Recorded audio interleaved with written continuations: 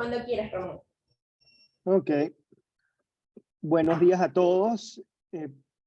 Es para nosotros un gran gusto iniciar una nueva sesión de nuestro comité de arbitraje. Y en esta oportunidad estamos celebrando un evento que para toda la comunidad de arbitraje y al derecho privado venezolano en general lo llena de orgullo, que es la entrega del premio Roger Farrell. El premio Roger Farrell busca celebrar, conmemorar una investigación que se hace anualmente entre estudiantes, por un lado, profesionales del derecho, por el otro lado. La idea del premio es promover la investigación en la cultura arbitral, investigación en temas jurídicos de fondo, temas jurídicos relacionados con el arbitraje comercial internacional o el arbitraje comercial doméstico. En BenCham, en el SEDCA y en toda la comunidad jurídica venezolana existe la idea de que a través del arbitraje nosotros podemos convertir problemas en soluciones. La labor del abogado de hoy en día es ser gerente de los problemas de los demás y especialmente convertir esos problemas en oportunidades. Nosotros tenemos la fe que existe una nueva cultura que aboga por eso, por convertir problemas en oportunidades. Los abogados son, de alguna manera, los garantes de esta cultura, son los arquitectos de la sociedad.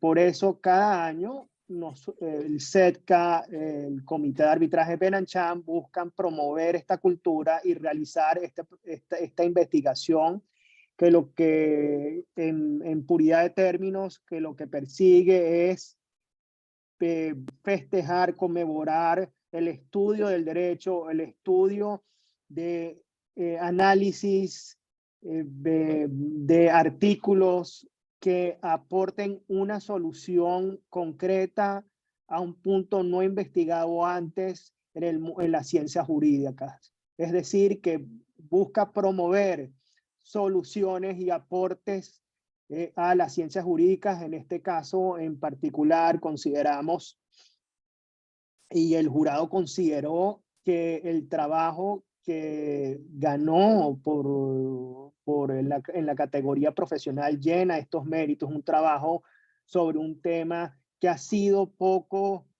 investigado no solamente en Venezuela, sino especialmente fuera de Venezuela. Un tema que tiene que ver con los hechos delictivos que puedan generarse y que tengan relación con un proceso de arbitraje, ¿no? Hay una sentencia muy famosa del año 65, un laudo muy famoso de ese año, que tenía que ver con actos de corrupción que el tribunal arbitral, una vez que conoce el caso, se dio cuenta que estaban ocurriendo. Entonces esa sentencia trató el tema desde el punto de vista del derecho privado y lo vio como un asunto de orden público, o más concretamente contrario al orden público. En base a este laudo se desarrolló una teoría del orden público en arbitraje internacional que es estudiada alrededor del mundo y que se habla no solamente en las materias de arbitraje, en la materia de derecho privado, sino inclusive en derecho penal y en sociología.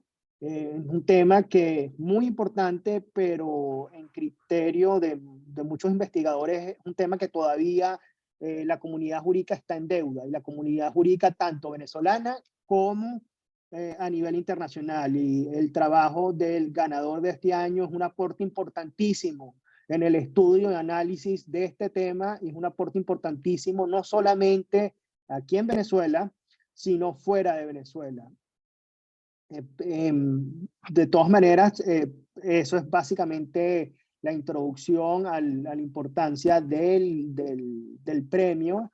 Además, es un honor el hecho que el premio tiene por nombre Roger Farrell. Roger Farrell, pues quizás una de las personas que simboliza o personifica esta idea de la cultura arbitral, de transformar problemas complejos en una decisión que sea de fondo, eficaz, efectiva y que signifique la conversión de un problema en una oportunidad. Y por todas estas razones es para nosotros un grandísimo honor celebrar hoy y conmemorar el trabajo de todos los investigadores, todos los abogados que se animaron a presentar sus análisis, sus investigaciones y sus disertaciones. Con esto vamos a dar el orden de la sesión del día, va a ser la siguiente. Vamos a presentar a la ganadora de este año. Luego de eso, como acostumbramos, va a haber una sesión de preguntas y respuestas. Y por último, un miembro del jurado, el doctor Víctor Guerra, va a entregar el premio, a presentar el premio y decir las razones por las cuales el jurado consideró que el trabajo de investigación cumplía con todas las exigencias y llenaba ese estándar de excelencia. La ganadora del premio, como ya se había anunciado, es la doctora Carol Jiménez. Carol ganó en la categoría profesional. El título de su trabajo es El rol de los árbitros y las instituciones arbitrales ante la evidencia de comisión de delitos. Carol es abogada de la Universidad Central. Ella se graduó en el año 2019. También tiene estudios en el diplomado de Derecho Avanzado en Contrataciones Internacionales y Arbitraje de la Universidad Metropolitana. Ese título es del año 2020. También es cursante, acaba de finalizar, de hecho, el programa de estudios avanzados en arbitraje de la Universidad Monte Ávila. Es miembro de la Asociación Venezolana de Arbitraje y es una joven que es un ejemplo de los valores del arbitraje y de ese nuevo derecho que, a pesar de todas las adversidades, se está creando y está teniendo aportes en Venezuela. Carol, para nosotros es una felicidad enorme tenerte aquí hoy y poder escuchar la disertación sobre tu trabajo. Adelante, Carol. Muchas gracias, profesor, por la presentación. Buenos días para todos los presentes y los que nos ven a través de la virtualidad. Es un honor para mí recibir este reconocimiento y saber que el trabajo de investigación, que como les comenté el 2 de noviembre en el anuncio de los ganadores, tuvo bastante tiempo y dedicación, y que además rota o viene de una investigación y una curiosidad de mi parte desde hace varios meses atrás, a inicios de este año, precisamente en el segundo trimestre del programa de estudios de arbitrajes que cursé en la Universidad Monte Ávila. Entonces, en ese sentido, me honra mucho saber que la investigación valió la pena y que va a ser de un aporte significativo para la comunidad, como usted lo menciona, profesor. Para ya adentrarnos en el asunto y darles una breboca de lo que pueden leer en el artículo. Bien les comentó el profesor que lo titulé como el rol de los árbitros y las instituciones arbitrales ante la evidencia de la comisión de hechos delictivos. Lo dividí en 3 partes. Evalué las potestades y las funciones de las instituciones arbitrales y los árbitros, así como el rol propiamente, y este rol lo circunscribí a 3 aspectos que ya los podemos analizar, y las consecuencias de cada uno de esos roles asumidos. Después di una serie de recomendaciones que de la investigación encontré que ya ha habido, pues, o hay algunas luces para resolver o prevenir sobre todo el tema. Y entonces, en ese sentido, voy a desglosarles un poco el artículo. Principalmente, pues, como les comentaba, la curiosidad está en que, aunque sabemos que todos los participantes del procedimiento arbitral pueden tener un rol importante para el procedimiento propiamente, como para evitar la comisión de hechos delictivos, y por cierto, cuando me refiero a hechos delictivos, quizás podemos pensar en soborno, fraude, corrupción, alteración de documentos, pero lo que sí escribí y que considero pertinente mencionárselos es que quizás en otros ordenamientos jurídicos encontremos otros hechos delictivos que nosotros no estemos visualizando. Entonces, vamos a englobarlos como en general hechos delictivos.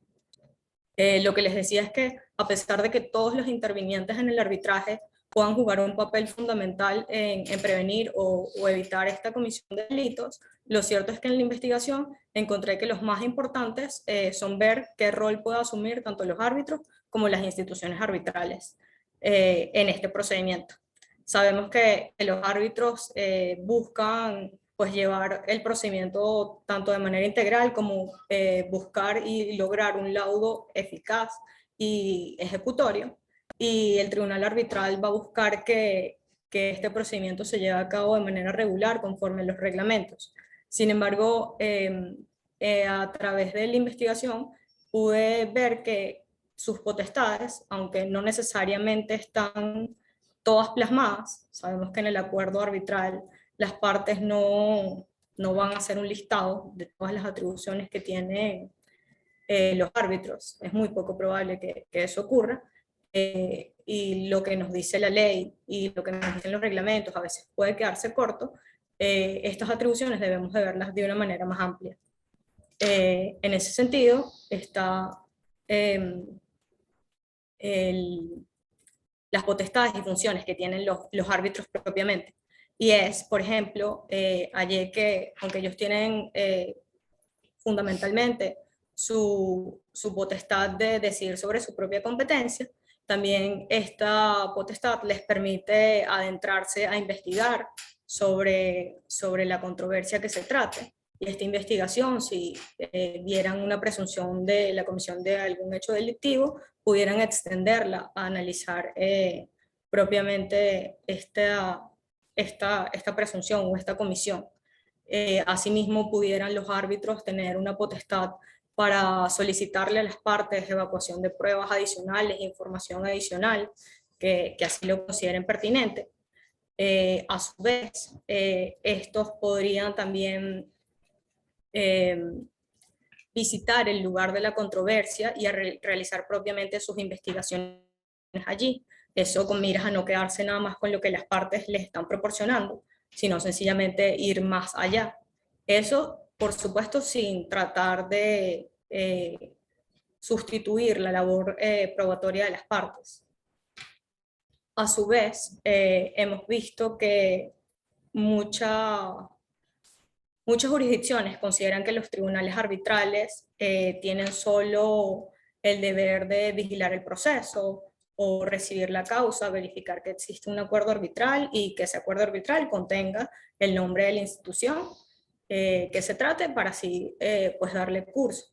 Pero lo cierto es que también hay doctrina que dice que el tribunal arbitral debería ir un poco más allá y esta labor de un arbitraje integral o un procedimiento arbitral integral, ayudar también al tribunal arbitral constituido en esa labor, y lo considero muy pertinente y así lo plasmé, de que una vez haya alguna evidencia de la comisión de un hecho delictivo, el tribunal arbitral pudiera acudir a la institución arbitral propiamente, o incluso la institución arbitral antes de cuando recibe la solicitud de arbitraje pudiera hacer una investigación somera de las partes de que se trate a los fines de tratar de indagar o evitar que se dé un particular en este sentido.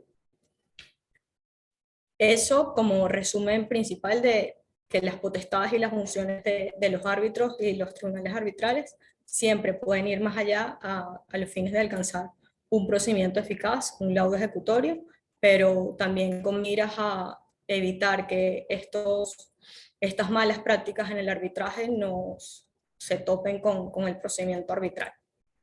Sabiendo que esas potestades pueden ir un poco más allá, entonces vamos a analizar qué rol pueden asumir tanto los árbitros como las instituciones arbitrales en esta presunción de hechos delictivos, que es el fundamento de este trabajo y por lo cual estamos acá. Yo dividí, a mi parecer, encontré como 3 roles que se pudiesen asumir estas personas. Uno es un rol proactivo, lo llamé, o un rol activo, así lo llamó algún autor de los que investigué. Un rol activo, y este rol activo pudiera ser de dos maneras: a través de la investigación o a través de la denuncia. Y un rol pasivo. El rol activo o proactivo, a través de la investigación, lo circunscribí sobre todo al tema de que el artículo 5 de la Convención de Nueva York nos permite o nos indica que hay que buscar que los laudos sean, por supuesto, reconocidos y ejecutados. En ese sentido, pudiesen ser rechazados cuando fuesen contrarios al orden público. Si vemos esa indicación o esa idea que tiene ese artículo, vemos que hay que trabajar en pro de que eso no ocurra, de que los laudos no sean rechazados. Una vez entra en juego una definición, un concepto tan importante como el orden público, tanto nacional como internacional, pues nos damos cuenta que la comisión de cualquier delito, y en virtud de las transacciones comerciales que se realizan actualmente, la globalización, este orden público pudiese ser más grande del que conocemos, y es cuando vemos que el orden público internacional está vinculado y que no solamente hay que procurar cumplir con el orden público de cada jurisdicción que se trate, sino también procurar que este orden público internacional no sea el que tropiece cuando estamos en un procedimiento arbitral. Por ello, a través de la investigación que pudiesen asumir los tribunales arbitrales, especialmente los árbitros en su labor, consideramos que el árbitro tiene una responsabilidad pública en la administración de justicia. Y esto lo puse en algún momento en la introducción, y era que a pesar de que guardan sus diferencias, los jueces y los árbitros pues buscan eso, administrar justicia. El árbitro en definitiva es un servidor tanto para las partes como para la controversia que se trate.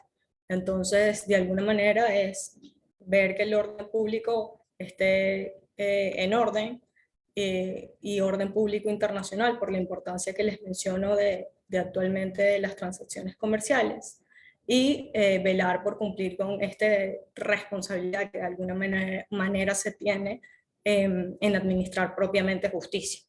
Por ello, el árbitro pudiese investigar cuando tiene o en sus manos se le presenta alguna evidencia o lo sospecha, o bien una de las partes pudiese alegarlo, denunciarlo. El árbitro puede investigar sin duda cómo ha llegado esto e indagar más allá.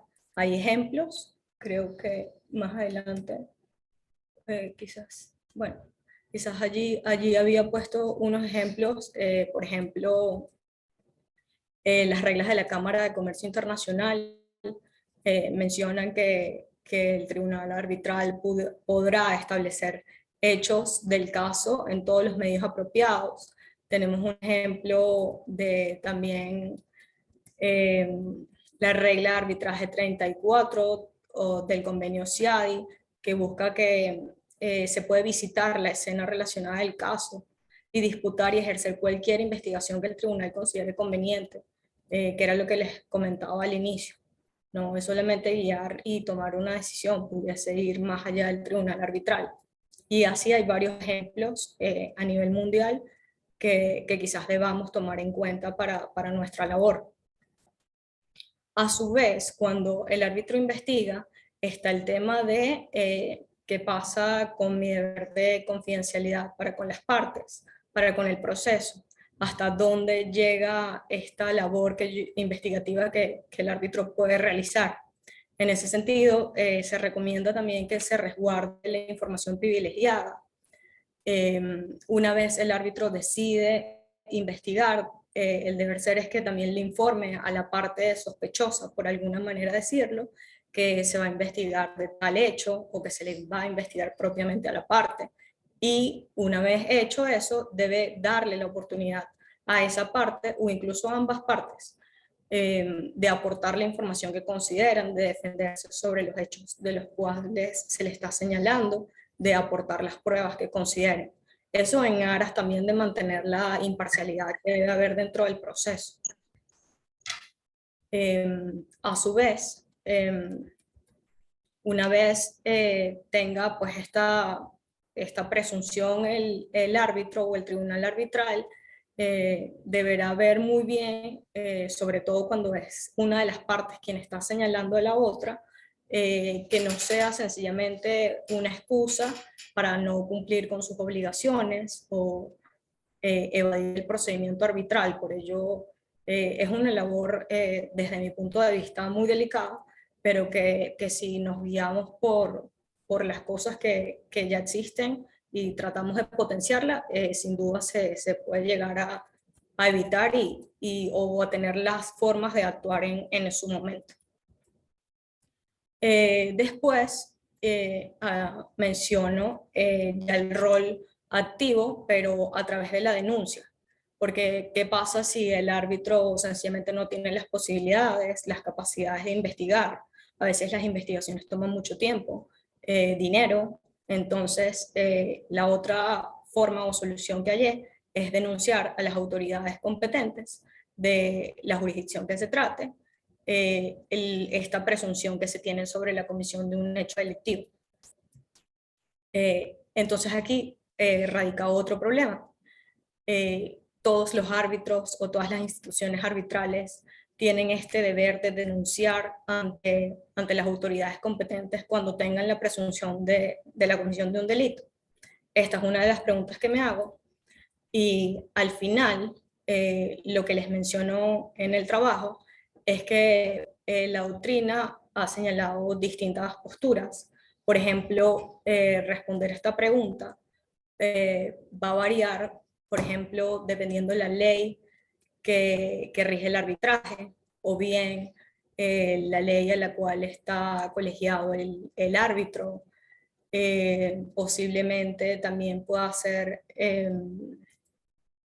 la ley a la cual está ceñida el contrato principal. En definitiva, según mi parecer, no hay una postura cerrada, pero sí mencioné algunos ejemplos en el trabajo sobre cómo ven algunos países si existe o no el deber. Por ejemplo, les menciono que Estados Unidos, Reino Unido y Suiza no tienen ese deber con las personas que tienen sospechas o indicios de la comisión de algún delito. Les mencioné también allí que Singapur me pareció un caso curioso, porque si bien dice que toda persona debe divulgar el conocimiento o sospecha que se tiene sobre algún hecho delictivo, si algún funcionario que esté en el ejercicio de sus funciones no lo revela, no representa ningún delito. Entonces, se tiene el deber, pero si está en el ejercicio de algunas funciones y no lo hace, no hay ninguna responsabilidad. Y así lo establecí también para los árbitros. Finalmente, en Venezuela, según nuestro código, en teoría no está el deber para los árbitros de denunciar la comisión de algún hecho delictivo, ni en el ejercicio de sus funciones, ni por conocimiento propio que se tenga.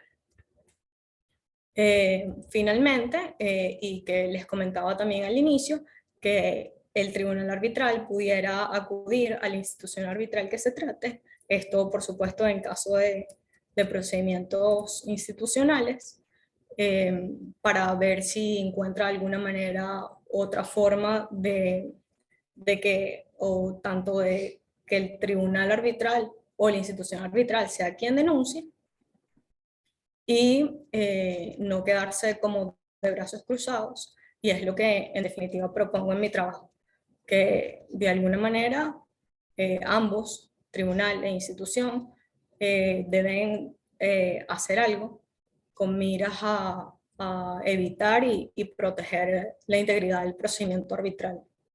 Allí algún autor mencionó que las instituciones arbitrales deben realizar acciones más concretas pues si no, en algún momento de alguna manera vendrá alguna regulación estatal que le imponga hacerlo. Y por último, está el rol pasivo. Siempre se pudiera, de alguna manera, no hacer nada, pero que por supuesto eso también trae consecuencias. Lo que les menciono en el artículo, que bien algunos árbitros pudieran considerar inapropiado buscar más evidencia de lo que le esté presentando las partes, o sacar conclusiones más allá de lo que le presenten. Quizás no quisiesen exponerse, no ven pertinente acudir a órganos competentes, estatales, que puedan revisar estos temas. Entonces, en ese sentido, el árbitro pudiera no hacer nada y continuar con su labor de decidir, o pudieran renunciar a esta labor con miras a no hacerse cómplices de las partes, o sencillamente evitar alguna responsabilidad para ellos. Y eso siempre podrá estar allí, pues. De alguna manera se puede actuar o no hacer nada. Finalmente, les menciono algunas de las consecuencias que hallé para cada uno de estos roles. Por ejemplo, lo mencionaba el profesor, hace años un árbitro consideró que cuando se le presenten estas situaciones, sencillamente el tribunal arbitral no tiene jurisdicción para decidir. De hecho, pudiese hablarse de una inarbitrabilidad de la controversia. Pero hemos evolucionado un poco desde mi perspectiva, y hay autores que mencionan que de ninguna manera pudiese hablarse de inarbitrabilidad. Entonces, lo que sí se puede ver en estas consecuencias es que, o bien una vez sustanciado el procedimiento, ya sea que hayan hallado la comisión de un delito y se haya hecho algo al respecto, alguna de las partes en definitiva puede impugnar el laudo al final porque considera que se violó el orden público, de acuerdo a lo que veíamos en la Convención de Nueva York. O también pudiese decirse que este laudo no debe ser reconocido por esa gran causal que nos menciona la Convención de Nueva York. Lo otro es que algunos árbitros, como les mencioné en el tema de la pasividad o el rol pasivo, es que pudiesen decir: yo no tengo competencia para resolver esto. Esto tiene que resolverlo un tribunal de la jurisdicción ordinaria. En definitiva, cada uno de los roles que asumamos tienen una serie de consecuencias. Y finalmente, para tratar de dar luces a este conflicto y ver qué hacer cuando se nos presenten estas labores, yo menciono una serie de recomendaciones de asuntos que ya encontré, pero que seguramente se pueden potenciar tanto para nuestro país como para la comunidad jurídica arbitral en general. Y es que, por ejemplo, existe la guía anticorrupción de colegios de abogados de la IVA, desde el 2013, si no me equivoco, esta guía anticorrupción, que menciona que, o más bien debería estudiarse de qué forma se puede prestar una asistencia técnica a los abogados en su jurisdicción que deseen emprender acciones para combatir la corrupción. También tenemos las directrices de la ICC sobre agentes intermediarios y terceros, que si bien estas directrices son más orientadas a empresas, cuando las leemos nos damos cuenta que están más orientadas a empresas, sin duda también menciona de alguna manera cómo protegernos de estos terceros que intervienen en los procedimientos. Entonces quizás a pesar de que estén guiadas para empresas, pudiésemos tomar su guía o su directriz hacia el tribunal arbitral, o el tribunal arbitral tomar estas directrices, sobre todo cuando se presentan terceros en el procedimiento. Lo otro que mencioné es, por supuesto, diseñar programas sobre corrupción, lavado de dinero y delitos similares. En alguna jurisdicción encontré que se dictan cursos para árbitros en este sentido. Una vez son designados, o incluso están en la lista de árbitros de las instituciones arbitrales, deberían cursar programas dirigidos a esto. Aquí lo tengo, serían dirigidos a aspirantes a árbitros, de hecho, quienes deberían de tomar estos cursos en relación a corrupción y lavado de dinero. Otra de las recomendaciones que menciono es tomar en cuenta uno de los tratados bilaterales de inversión o el modelo del tratado bilateral de inversión que tiene la India, que también no es tan reciente, pero que mantiene su modelo de TBI, donde se abordan varias cláusulas anticorrupción, tanto para los inversores como para las empresas nacionales del Estado. Finalmente, yo menciono que deberían instarse las partes a incluir reglas anticorrupción en sus acuerdos de arbitraje y de alguna manera o potenciar lo anterior o elaborar un instrumento de soft law que oriente a los árbitros y a los miembros de las instituciones arbitrales a la hora de responder a estas situaciones. Este soft law, doy en el artículo algunas ideas de qué puede contener esta normativa. Y finalmente, y para cerrar, pues vemos que sencillamente los problemas de lavado de dinero, soborno, alteración de documentos, y que como les mencioné al inicio, este es solo un listado y puede ser más amplio, que sencillamente yo no lo estoy viendo o que en otras jurisdicciones existe. Y en Venezuela no es así. Ha topado y ha tratado de alguna manera tergiversar los procedimientos arbitrales y no por eso pudiésemos quedarnos de brazos cruzados, sino que sencillamente hay razones y son suficientes, y además hay acciones que podemos tomar con miras ya sea de alguna manera ser activos, que es lo que recomiendo, investigando o denunciando, o sabiendo que la pasividad puede tener consecuencias tanto para nuestro procedimiento como para el laudo que finalmente se dicte en este mismo procedimiento. Espero que haya sido de total entendimiento para ustedes. Quedo abierta a preguntas y ojalá comentarios que pudiesen nutrir esta investigación y de alguna manera a extender esta investigación en un futuro. Muchas gracias. Sí, Carol, de nuevo, todos muy contentos y honrados por tu participación, tu investigación, que, como comentábamos, representa un aporte gigante, no solamente a nuestro derecho, sino al derecho comparado, ¿no? O sea, el aporte no es nada más en Venezuela, sino es fuera. Es un tema que ha sido advertido, pero ha sido poco estudiado y poco tratado, ¿no? Y por eso nosotros consideramos que tu investigación es innovadora y es valiente.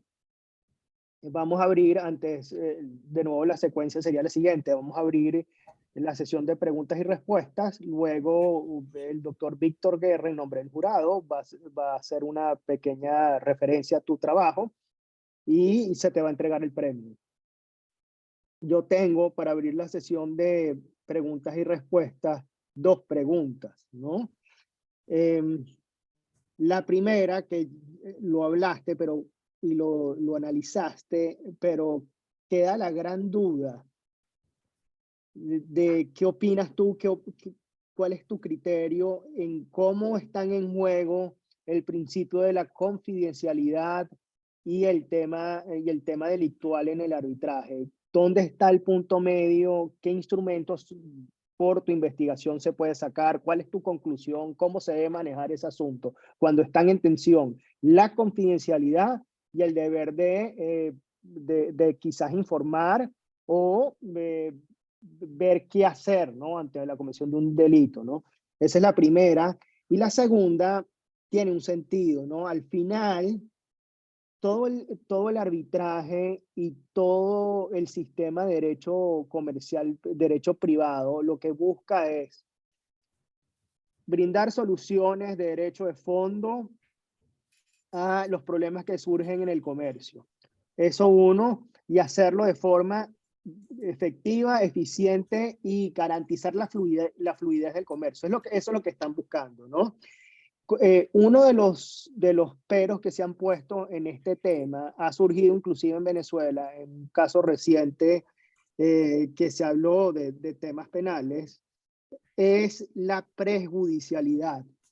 ¿Cómo crees tú, si tienes una opinión, si has analizado o has pensado, cómo se matiza el sentido de la fluidez del arbitraje con la prejudicialidad? ¿Son incompatibles? ¿Se pueden excluir? Esas son mis dos preguntas. No sé si quieres responderlas primero y luego pasamos Sí, a la pregunta de los demás miembros del comité. El doctor Pedro Rangel tiene una pregunta. Por sí, voy cierto, a para comer. responder estas dos preguntas y continuamos, profesor. Sobre el tema de la confidencialidad, y les comentaba también en el anuncio de los ganadores, es que elaboré un artículo y es como el previo a este artículo ganador del concurso, que es límites del deber de confidencialidad en los árbitros. De allí comenzó como mi curiosidad por este tema, y en este artículo que fue publicado en la revista Principio número 6, doy algunas luces de, uno, que se entiende por deber de confidencialidad y hasta dónde llega, y dos, qué pasa cuando se topa con estas malas prácticas. En ese sentido, a pesar de que existe el deber de confidencialidad, y es una de las razones por las cuales, si vemos las estadísticas, por las cuales los usuarios deciden acudir al arbitraje, y que no se puede como dejar de lado que es un valor fundamental del arbitraje, la confidencialidad. Entonces, a pesar de que existe este deber, soy de la opinión, y así conseguí autores también que lo sustentan, que una vez se presentan estas malas prácticas, no podemos escudarnos en el deber de confidencialidad, y un autor lo llamaba dogmatismo o asuntos morales y éticos. No podemos escudarnos en esos asuntos para evitar de alguna manera actuar frente a la comisión de estos delitos, porque sencillamente, como les mencioné, trae consecuencias y de ninguna manera es beneficioso para nuestra comunidad arbitral. Allí espero haber respondido su primera pregunta. Excelente. Y la segunda, sobre el tema de la prejudicialidad, no lo he estudiado a fondo. Sin embargo, a primeras luces, y cuando usted menciona que se puedan brindar soluciones al respecto, eh, yo creo que por supuesto, y esta respuesta sonará ya común, que debemos evaluarlo dependiendo del caso en concreto, pero la prejudicialidad dependerá de si seguimos el patrón que les estoy comentando, que es, bien, hay un hecho delictivo, hay que investigarlo, y el árbitro lo investiga, pero considera que su investigación no es suficiente, que debe enviarlo a las autoridades competentes. Y entonces va a comenzar una investigación quizás un poco más larga de los órganos estatales. Pues de alguna manera sí considero que debería culminarse esa investigación estatal para o continuar el procedimiento arbitral, si así lo decide. Una vez tengamos un resultado de esta investigación, si el árbitro lo decide, ya sea positivo o que no exista un delito, y el árbitro decide continuar con su labor arbitral, sí considero que debería cumplirse con este paso estatal para tener un laudo en definitiva robusto, que es lo que todos deseamos. No, excelente, Carol. Antes de darle la palabra al doctor Rangel, disculpen que se me olvidó mencionar, agradecer a los dos patrocinantes, el escritorio jurídico Baker y McKenzie y el escritorio jurídico ESCG Abogados. Muchas gracias por haber patrocinado el premio y la investigación de este año. Sin ustedes no hubiese sido posible. Muchas gracias, y la invitación a todos es animarse a patrocinar el concurso del año que viene. Pedro, adelante. Gracias, Ramón. Bueno, en primer lugar, Carol, felicitarte por haber ganado el premio Roger Farrell, que como sabes, pues para Benancham, para el CETCA, tiene, y para este comité, pues tiene bastante relevancia y lo tratamos de promocionar y de promover con mucho entusiasmo, ¿no? Y así que te felicito. Y otra cosa que quería destacar, no voy a hacer preguntas, sino destacar un hecho también que me parece interesante y digno de ser destacado, es que los dos premios Roger Farrell que se han entregado el año pasado y este año han sido ganados por cursantes, destacados cursantes del programa de estudios avanzados de arbitraje de la Universidad Monte Ávila. Y bueno, ya eso habla bien de que el programa pues no solamente imparte conocimiento, sino también contribuye en alguna medida en que sus cursantes pues se animen a participar tempranamente del mundo académico y de la publicación de trabajos, etcétera. Así que también, pues, mi palabra de felicitación, Carlos. Bueno, Muchas y por gracias, último, profesor. también me encantaría proponerte que te incorpores al comité de arbitraje de Benancham, que seguramente tú estás consciente de que tiene, pero yo te lo ratifico y también lo pueden hacer varios de los que están presentes aquí. Es un comité que tiene mucho valor agregado y que intenta pues que todos los miembros nos mantengamos al día en los temas que interesan a la comunidad arbitral y a los usuarios del arbitraje y a los que participamos en ese campo. Y no solamente por los ponentes y por los expositores que el presidente del comité siempre tiene a bien ubicar y contactar para que nos expongan sobre los temas de relevancia, sino porque también entre nosotros el intercambio es siempre muy fructífero y nos mantiene al día y tiene bastante valor agregado. Así que aprovechando también que está Tadeo Arriechi presente en este comité, pues creo que es una ocasión propicia para invitarte a que te incorpores al comité si lo tienes a bien. Yo creo que es algo muy positivo y tiene mucho valor agregado. Bueno, un Será un saludo. honor, profesor. Muchas gracias.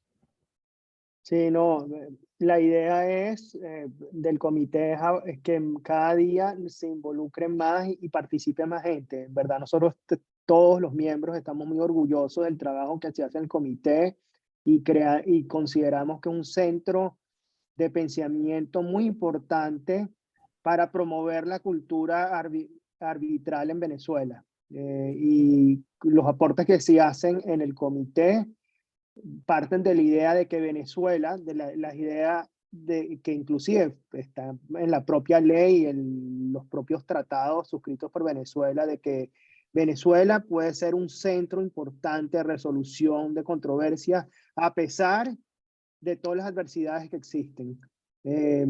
Y que creemos que eso le ha dado, inclusive las adversidades le han dado ese influjo al abogado venezolano de creer en el arbitraje y desarrollar el arbitraje, y un ejemplo de eso eres tú, Carol. En verdad que tu trabajo está excelente. No sé si alguien más, antes de darle la palabra al doctor Guerra, alguien más de los miembros quiere decir algo. El doctor Carrasquero, Andrés Carrasquero. Buenos días. Un comentario y una pregunta, ¿no? El comentario, Carlos, bueno, felicitarte. En verdad, me da mucha alegría ver gente como tú, joven, tocando estos temas tan interesantes, tan actuales. Yo no soy parte del comité de arbitraje. No he estado en muchísimos arbitrajes como los que sí son miembros del arbitraje, pero hace unos años estuve involucrado en dos, y en los dos casualmente hubo un tema de esto que tú estás hablando hoy. Entonces, yo te estoy escuchando y estoy recordándome esos dos casos, ¿no? Hace varios años. Como todos sabemos, el camino de recuperación del país, como lo que estamos viviendo, un gran actor es el sector privado y no tanto el sector público. Y eso en el mundo de nosotros los abogados quiere decir que el derecho privado tiene una gran importancia, ¿no? Yo cuando me gradué de la universidad hace muchos años, el derecho público era, wow, era el gran protagonista, ¿no? Eso hoy en día no es así. Soy amante del derecho privado y me encanta escuchar estas discusiones y me encanta estar en este comité de arbitraje hoy, ¿no? Que nunca he estado. Así que sigan con su labor, porque el derecho privado es importantísimo y el arbitraje como mecanismo de resolución de controversia en el futuro para este país, ¿no? Mi pregunta, Carlos, en tu investigación analizaste la diferencia entre lo que es determinar los hechos y calificarlos. O sea, yo escuchándote, porque tú puedes determinar unos hechos a través de las pruebas y llegas hasta ahí, ¿no? Tu rol como árbitro. Ahora, ¿un árbitro puede calificar esos hechos como delito? ¿O él siempre va a decir en su laudo, se presume que esto era corrupción? ¿O tú crees viable que un árbitro puede llegar a enunciar una conclusión tan tajante como esa? Es decir, mira, aquí se cometió este delito. Escuchando tenía esa duda. Entonces, esa es mi pregunta. Gracias, profesor, por su comentario y su pregunta.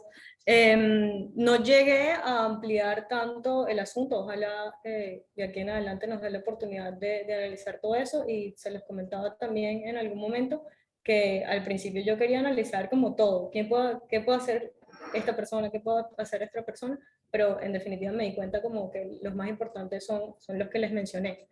Pero en ese sentido, yo sí mencioné en algún momento como que el árbitro no será quien diga este hecho es válido, este hecho es delito, y no creo que pueda, desde mi perspectiva, decirlo en un laudo arbitral, por lo menos hasta la concepción que he estudiado, no creo que podamos llegar en este momento hasta allá. Pero sí saber qué hacer con estos hechos que se le presentan. Si efectivamente la evidencia es tal que considera que hubo un hecho delictivo, ¿qué hacer con él? No lo va a calificar, por supuesto, no le va a imponer una pena a la parte o a la persona que lo haya cometido, pero sí en qué tanto, eso sí lo dejé claramente expuesto, en qué tanto este hecho roza y tropieza el procedimiento arbitral, en qué tanto contaminas, la palabra que usé, el soborno o el pago indebido al procedimiento arbitral, y sabiendo eso, ¿qué hacer? Seguimos adelante, esta controversia cómo se resuelve, pero por supuesto no creo que un árbitro pueda decir delito o no delito. Perfecto, gracias, Carlos. El doctor Fernando Sanquírico, quien además es profesor del PREA, le gustaría hacer un comentario o una pregunta. Adelante, Fernando. Sí, yo quería hacer un comentario como para rebotar una idea, a ver qué le parece a Carol, y luego hacer también una pregunta después, ¿no? Yo más o menos, quizás rondando también las preguntas de Ramón, el tema, y quizás el tema de la calificación es un poco cuál es la consecuencia que tiene el hecho calificado, porque yo sí creo que el árbitro puede calificarlo, y claro, creo que lo dijo muy bien, lo que no puede es imponer una sanción penal, pero en la calificación del hecho, o sea, la consecuencia viene derivada a los efectos que puede tener el negocio jurídico relevante que se está discutiendo dentro del arbitraje. Dígase, hay un vicio de consentimiento, el contrato no puede surtir efectos porque entonces se estaría utilizando el arbitraje como un medio para lavar dinero, etcétera, etcétera, ¿no? Entonces, el tema de la calificación del delito dentro del derecho relevante, pues es lo que sería, lo que tendría el efecto dentro del negocio, de nuevo, que se está discutiendo. En ese sentido, también un tema de la prejudicialidad tendría que ser, bueno, independientemente, y quizás aquí empieza un poco la pregunta, independientemente de cómo lo califique el árbitro a los efectos civiles o a los efectos comerciales que puede tener sobre el negocio, independientemente de que un tribunal penal que pueda estar conociendo o no el caso, puede haber efectos distintos, porque el tribunal puede haber dicho, mira, no, y lo que quiero saber es qué consideras tú si conseguiste algo. Si el tribunal considera, mira, aquí efectivamente no hubo un delito, no hubo una calificación de un delito propiamente dicho, pero el tribunal arbitral se dice, mira, aquí yo creo que hay elementos suficientes, si no hay un delito propiamente dicho, que me dan a mí la presunción, o yo creo en el acervo probatorio que efectivamente hay no sé, porque hubo violencia, hay elementos para declarar nulo el contrato. O sea, porque bueno, no, a lo mejor no hay un hecho habitual propiamente dicho. Entonces, en ese sentido, debería evaluar el tribunal arbitral el tema de la prejudicialidad. Tenemos que crear un estándar, porque tú proponías un tema de un soft law, deberíamos establecer un estándar, digamos, total ante la presunción de algún hecho delictivo que pueda tocar el arbitraje, o deberíamos matizarlo. ¿Hasta qué punto debería matizarse según lo que tú has encontrado? ¿Hay tribunales arbitrales o tribunales extranjeros que han buscado este matiz? O sea, ¿qué encontraste tú en este sentido, dado el tema de nuevo, que pueden haber calificaciones, si bien hechos que son los mismos, que un tribunal penal que lo califique de una manera y que un tribunal arbitral pues considere que sí hay, o sea, que independientemente de la calificación, hay motivos relevantes para considerar que afecta efectivamente el negocio jurídico relevante? Gracias, profesor. Entiendo perfectamente su pregunta y recordé todo su trabajo que leí para esta investigación. Respecto del tema de la prejudicialidad, era lo que les comentaba. Primero va a depender del caso concreto, pero en definitiva, como usted lo menciona, puede calificarse, ¿por qué no?, de distinta manera, y puede haber consecuencias distintas tanto para el ámbito penal como para el ámbito civil mercantil que estemos evaluando.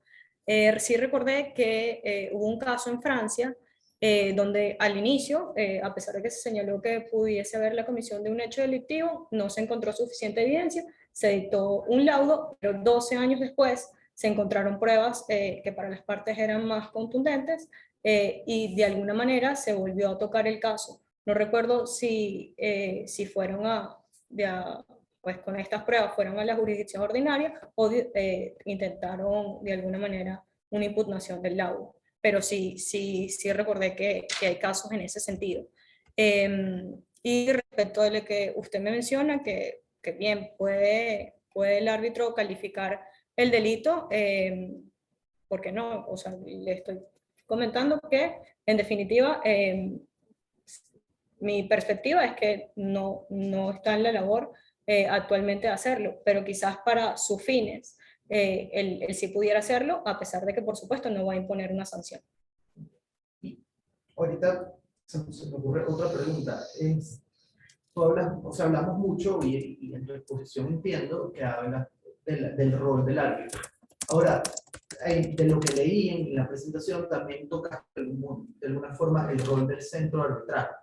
Entonces mi pregunta es, porque no me quedó claro, ¿qué debía hacer el centro de arbitraje, por ejemplo, al evaluar preliminarmente una cláusula arbitral donde a lo mejor ellos presumen que ahí hay algo? O sea, ¿qué puede hacer el centro de arbitraje en este caso? No me quedó claro, a lo mejor lo dijiste, pero no, está bien que no le haya quedado claro, porque sí hice más énfasis y en el trabajo lo van a ver, porque encontré más sustancia para el tribunal arbitral propiamente.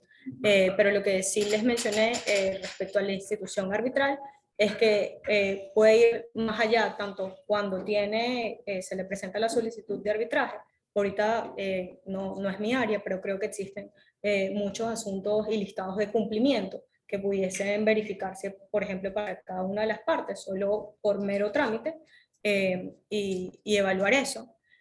O en definitiva, una vez ya iniciado el procedimiento, pues apoyar al tribunal arbitral cuando el tribunal arbitral considere, o bien por voluntad propia sea la institución quien considere que existe la comisión de un hecho delictivo.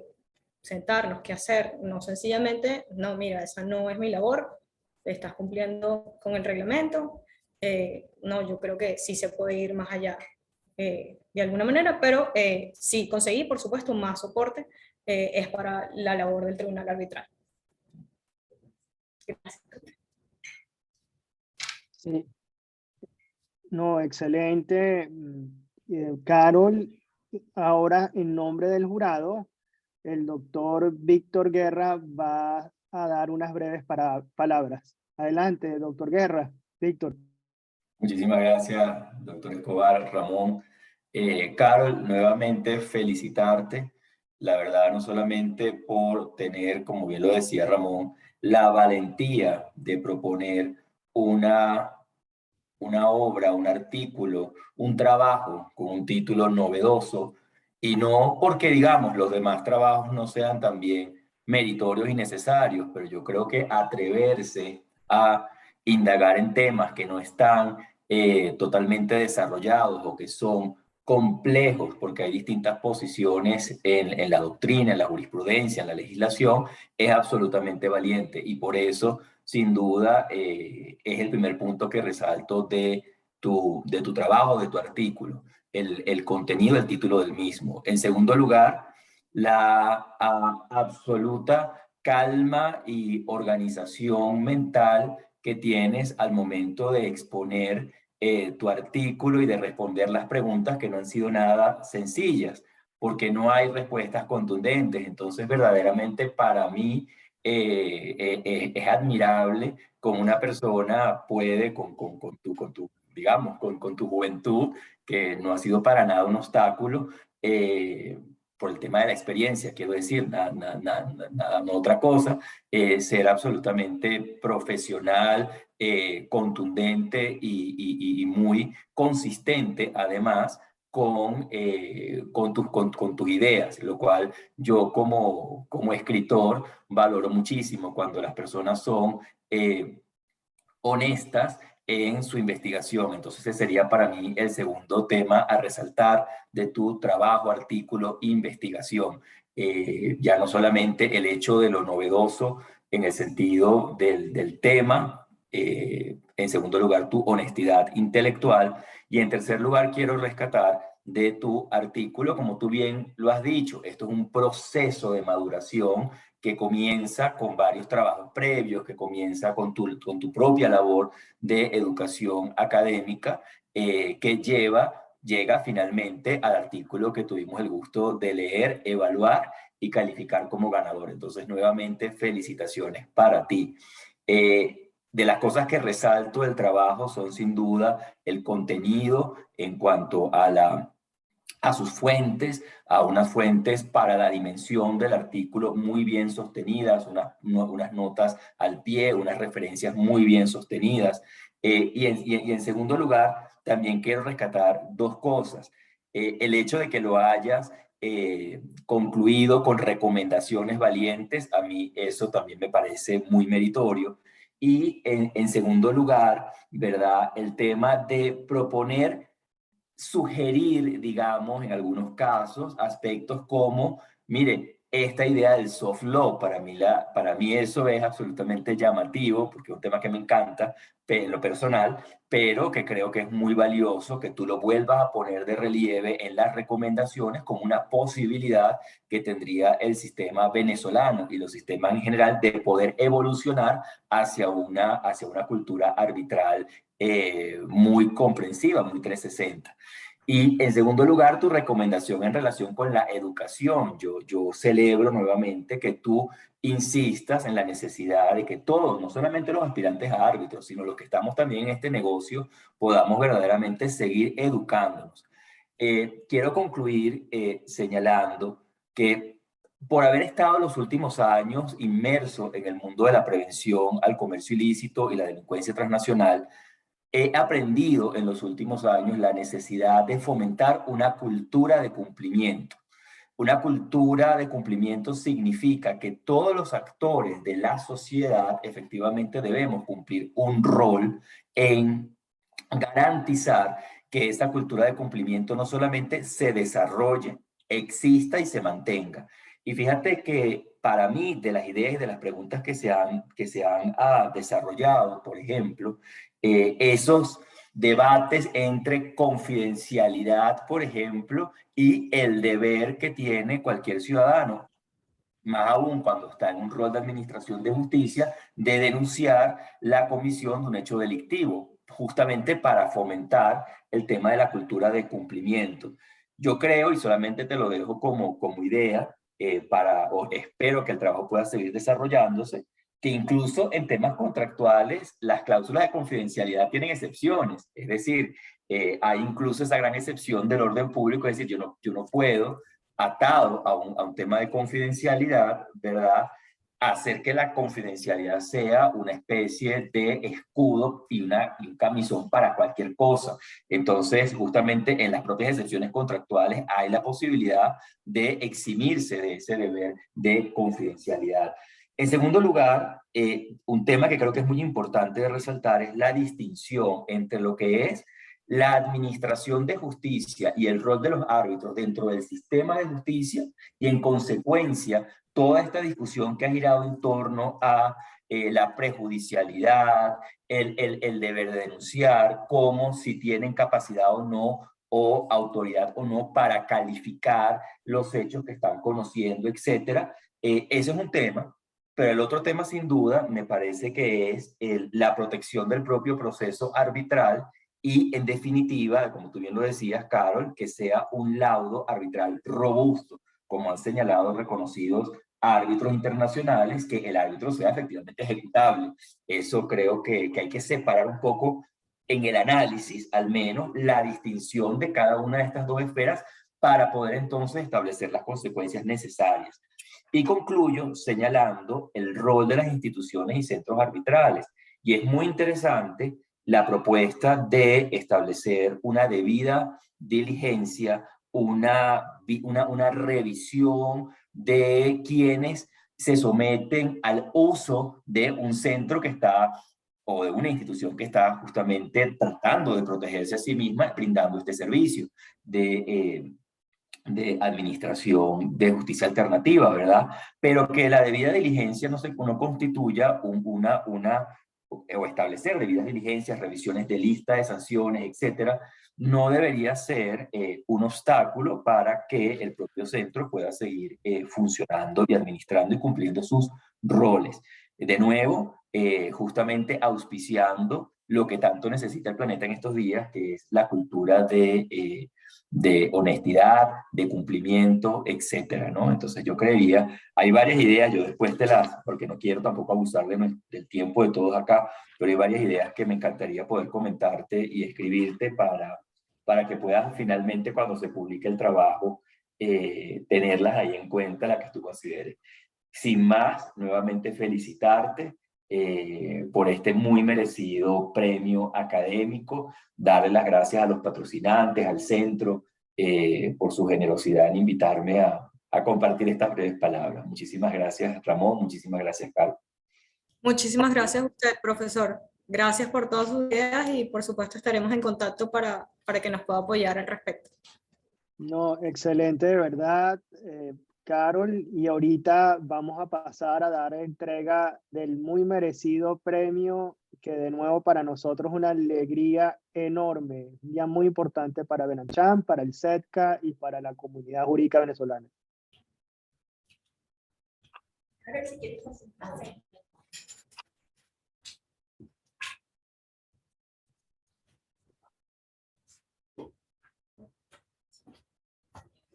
Muchas felicidades, Carol.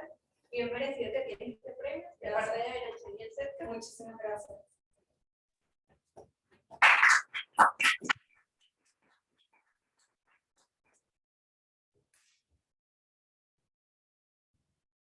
Gracias. Gracias a todos. Gracias. Muchas felicidades, Carol. Y felicidades a su mamá, que también está aquí. Está ahí haciendo barra.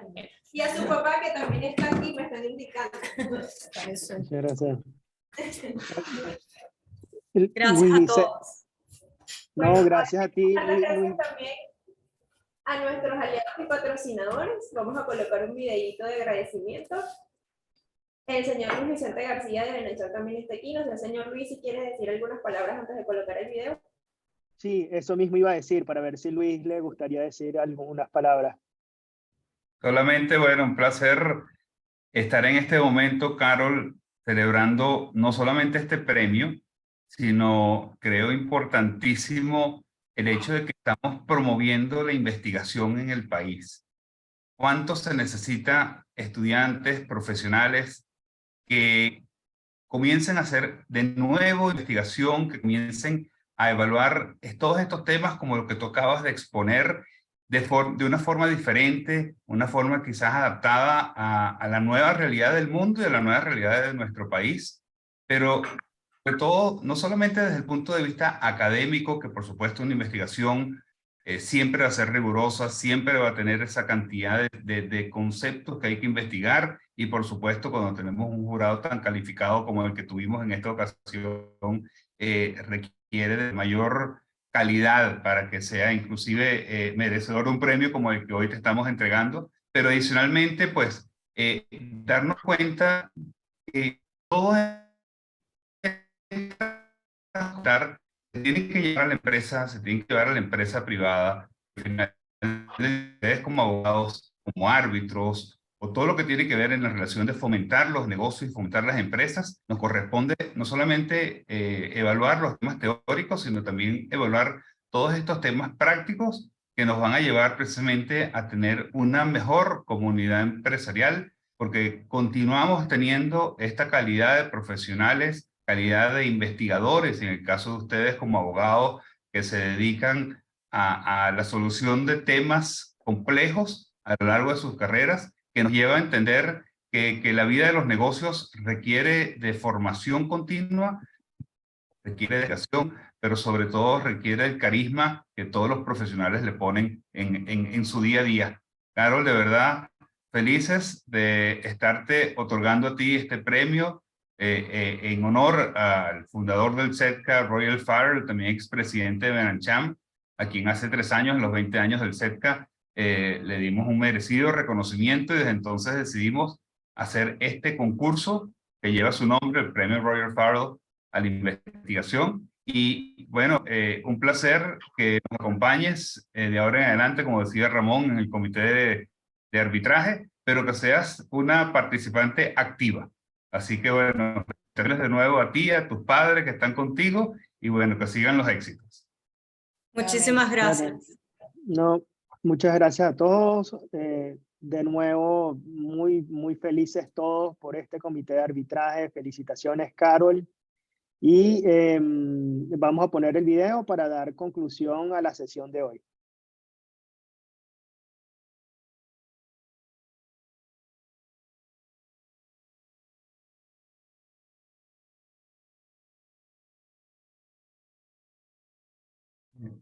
¿No tiene sonido, Estefanía?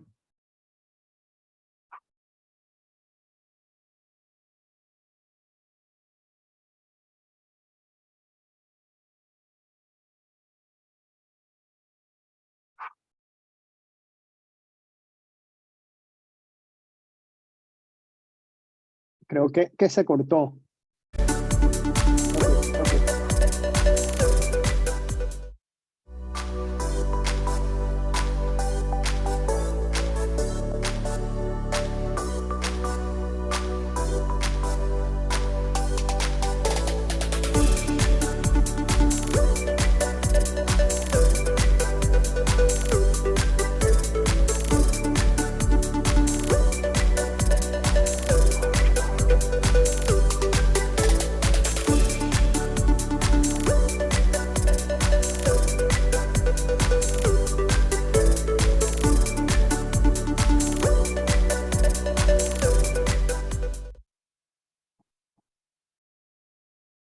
Bueno, muchísimas gracias. Muchas gracias a todos, y bueno, y nos vemos una próxima sesión del comité de arbitraje. Todos están cordialmente invitados, y de nuevo felicitaciones al jurado, a Carol, a Benancham, al CEDCA y a todo el mundo del arbitraje por el día de hoy. Muchas gracias de verdad por hacerlo una realidad. Muchas gracias a todos por habernos acompañado. Felicidades nuevamente, Carol. Y bueno, damos por concluido este comité. Hasta luego. Muchas gracias, un abrazo. Gracias, Estefanía. Gracias. Hasta luego. A ti, Ramón. Gracias.